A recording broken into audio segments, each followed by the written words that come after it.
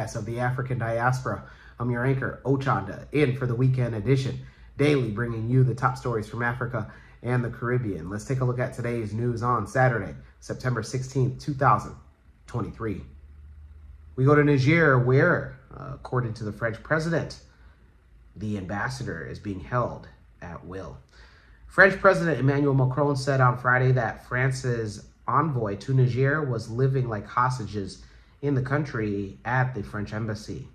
He accused the country's military rulers of blocking food deliveries to the building. He said, "As we speak, we have an ambassador and diplomatic staff who are literally being held hostage in the French embassy, and they're preventing food deliveries." Soon after the coup d'etat of Niger's President Mohamed Bazoum, in a latest series of coups in the region, Niger's coup leaders ordered former colonial power France and their ambassador convoy to leave the country. Late in August, the coup leaders issued a 48-hour ultimatum for the French to leave, but France said that it would not comply as it did not recognize the current head of state. The French president said that the envoy cannot go out and is persona non grata and is being refused food.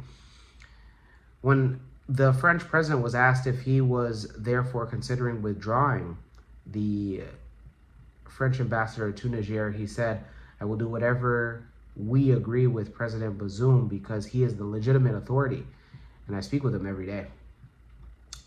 Niger was among France and the West's last close allies in the Sahel region after a series of military coups in recent years in neighboring countries like Mali, Burkina Faso, and Guinea. In each of these cases, the new rulers began cutting ties to France and often expanding ties with Russia. The head of the elite unit that once guarded Bazoum and later ousted him, General Abdurrahman Tiani, named himself the leader after seizing power and suspending the then constitution. France still has about 1,000 soldiers stationed in Niger, a resource-rich country who had previously assisted in fighting domestic insurgents and training local forces.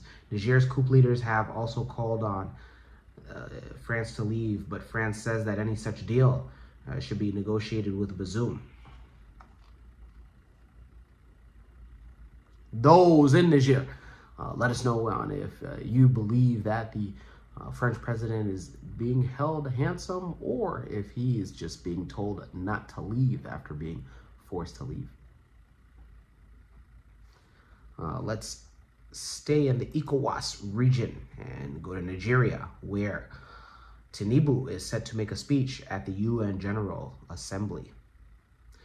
President of Nigeria, Bola Ahmed Tinubu, is expected to address world leaders at the 78th United Nations General Assembly meeting on Monday in New York. The annual high-level General Assembly is slated to commence on Monday, September 18th. Some of the issues on the card will be climate change, poverty, food insecurity, wars, and humanitarian needs. The General Assembly is the main legislative body of the United Nations. In the address to the world leaders, President Tinubu will speak on the first day. He is slated as the 14th speaker out of 20 speakers of world leaders to speak. And he'll be the 5th African leader to mount the platform in his 5 to 15-minute presentation. The other presidents from Africa that will be speaking will be South Africa's president, Egypt's president, Algeria, Morocco, and Mozambique's head of states. The theme for this year at the General Assembly will be rebuilding trust and reigniting global solidarity and accelerating action on the 2030 agenda and its sustainable development goal towards peace, prosperity, progress, and sustainability for all. Expectations that President Bola Tinubu, as the head of ECOWAS, known as the Economic Community of West African States, will speak on the spread of military coups in West Africa. The president's speech will most likely be the least problem for Nigeria's diplomats and in the U.S. as the country's UN permanent representative, who are hoping that this year's delegation will be lenient to avoid the barrage of embarrassments faced in the past. This is despite President Tinubu's recent directive to bar federal government officials with no specific roles from participating in the New York meeting. Those in Nigeria, let us know on if you will be paying close attention to this year's UN General Assembly. Also, if you will be attending, let us know. We want to hear directly from you. Let's go to South Africa, where a high esteemed individual was buried today.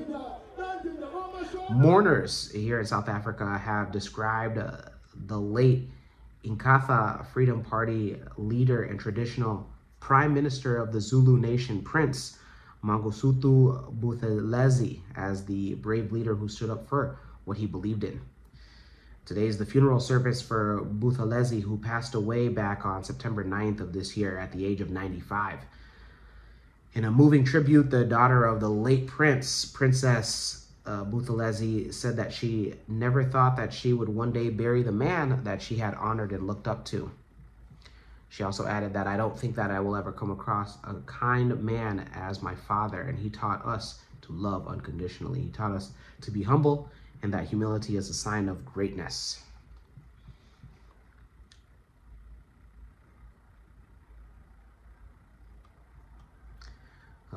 Prince Buthelezi founded his political party back in 1975.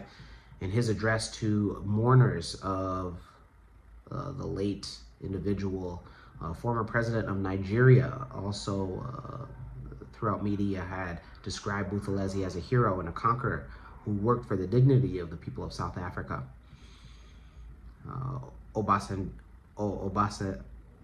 Obasanjo had stated that we are here to celebrate a life dedicated to making other people's lives better.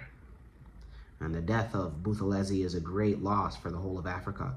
In attendance as well, it was President Cyril Ramaphosa, and he had honored Buthelezi by declaring his funeral a special official funeral category 1. He was also giving a speech, eulogy at the funeral today. Buthelezi also served as South Africa's first Home Affairs Minister. Those in South Africa, let us know if you had attended the funeral or if you had watched from your home or office. And from Kush News on to you guys in South Africa, especially the Zulu Nation, condolences. Let's go to the Caribbean and end it there. We go to Guyana, where they are restating their position regarding the border dispute with a neighboring country. Guyana on Friday said that it was seeking a final and binding solution to its border dispute with Venezuela, noting that the acceptance of established borders has always been a long-standing feature on the Western Hemisphere. President Irfan Ali told individuals that accepting established borders has been the tradition in our hemisphere, a tradition that has shielded our nations from conflicts and paving the way for peace and cooperation.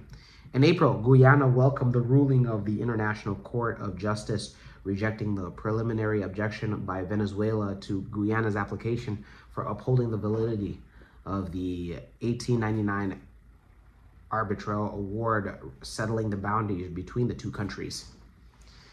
The ruling was based on a court vote of 14-1, meaning that it could now proceed to address the substantive application by Georgetown regarding the validity of the award. The court rejected Venezuela's argument that the United Kingdom, as Guyana's colonial power, should have been a party to the proceedings. Last November, Venezuela said that the court could not hear the case and that the award is a full and final perfect settlement of the land boundary between the two countries because Britain is not a party to the proceedings.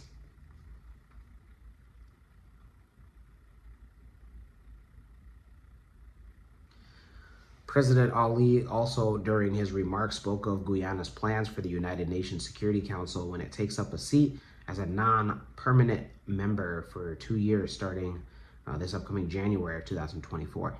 He said a key focus of Guyana would be garnering support for the Haitian crisis going on in the Caribbean. Those in Guyana, let us know how you feel about the border dispute that has been ongoing between Guyana and Venezuela.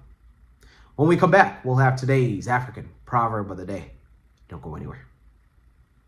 What's going on? MC Cadero, the #1 MC in the game. And I'm here at a wedding that I was booked for.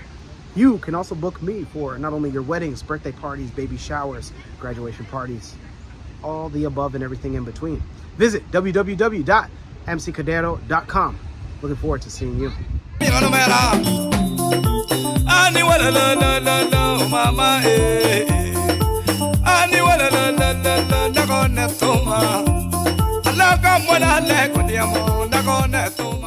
Welcome back.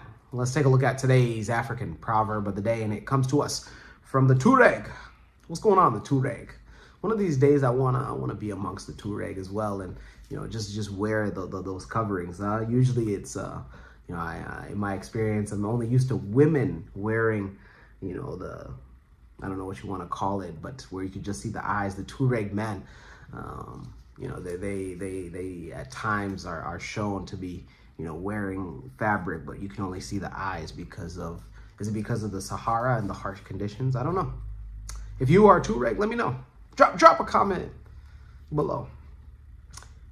And it reads, God has created lands with lakes and rivers for a man to live, and the desert so that he can find his soul. Once again, God has created lands with lakes and rivers for man to live, and the desert so that he can find his soul. Tuareg proverb. Absolutely. It's oftentimes, in this case, how I interpret this is that the desert is any place where you find yourself alone and you find yourself with very limited resources. Whether that's being homeless, whether that's being jobless, whether that's, like just feeling like your back is against the wall. That's your desert. And that's where man finds himself, faced with the most adversity. I love this proverb because, there might have been some things that have been going on in the background. Maybe one day I'll spread that to you guys, but never mind that. It's just that, it's at those times where you get to where man is really tested. And it's the best. Just to go further on this is one of the things that you don't see too much of in the West is rites of initiation into manhood or womanhood.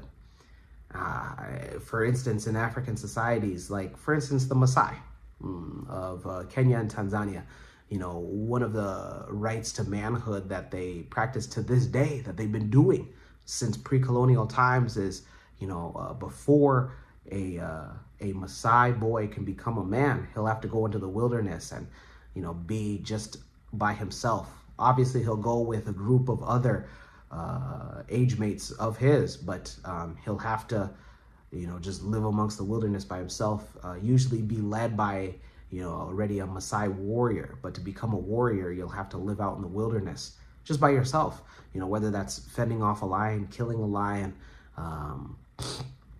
learning on how to be a man, so that way when you go back into the village, you are now a man. You can go ahead and choose somebody to be your wife. But it's those type of things that that in the West you don't have so much of. As soon as you're 18, you're 18. That's it. Without any rites of initiation into manhood. It's usually just an ID card that says you are now 18. Go and buy your pack of cigarettes. Let me know your interpretation of today's African proverb of the day, as well as your thoughts, views, questions, comments, and concerns on the top stories. Don't forget to hit that like button. Make it your best friend. For Kush News on Kush Convos TV, I'm Ochanda. We'll see you soon.